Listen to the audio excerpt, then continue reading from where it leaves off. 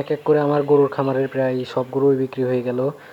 এইভাবে যদি চলে তাহলে খামার না করে একদম চাঙে উঠে বসে থাকা লাগবে। এই গরুটা আমার কুরবানি ঈদের আগে 1 লাখ টাকা বলে গেছিল, এখন তারাই এসে 96,000 টাকা দিয়ে নিয়ে যাচ্ছে। আরও দীর্ঘ 1 মাস কুরবানি ঈদের পরে খাওয়াইছি, ওইখানে 5,000 টাকা, এদিকে 4,000 টাকা, প্রায় 10,000 টাকার মতো লস এই গরুটাতেই।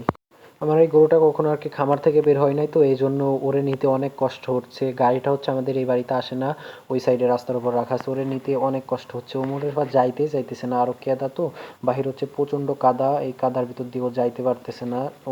ও চিলিপ খেয়ে পড়ে যাচ্ছে, কি বলবো, আমরাই তো চিলিপ খেয়ে পড়ে যাচ্ছি আর কি বলবো।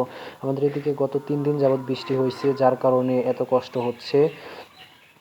ওই যে গরুটা নিতে আসছে সে রেইনকোট পরে আসছে, কারণ সে জানে যে কোনো সময় যে কোনো মুহূর্তে বৃষ্টি হতে পারে, এই জন্য সে রেইনকোট পরে আসছে যাতে বৃষ্টিতে তার কোনো সমস্যা না হয়। এখানে আমি গরুটা সুন্দর মতো তাকে তার গাড়িতে উঠাই দিব।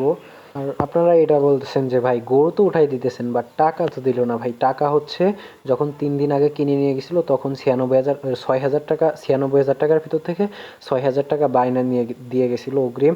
আর হচ্ছে 90,000 টাকা আজকে দিয়ে গেছে আমাদের বাসা থেকে, ঘরের ভিতর থেকে দিছে, কারণ বাহিরে হচ্ছে বৃষ্টিটি গুড়ি গুড়ি বৃষ্টি পড়তেছে, বাহিরে দিলে ভিজে যাবে, এই জন্য আর কি ঘরের ভিতর থেকেই আগে টাকা দিয়ে তারপরে আর কি গাড়িতে উঠাই দিচ্ছি।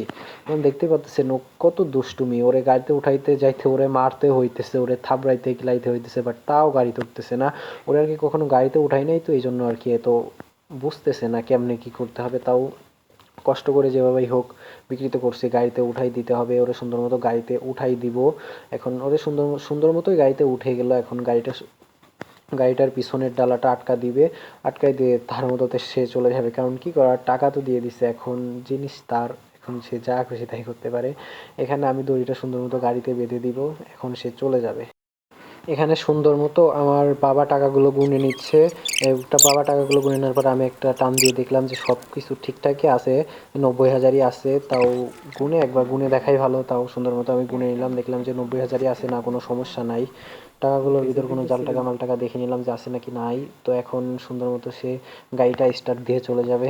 বিক্রি যেহেতু করছি, অনেক শখের গরু ছিল, বাট টাকার কাছে সব কিছুই হেরে যায়। আমার শখটাও হেরে গেল টাকার কাছে, কি করার।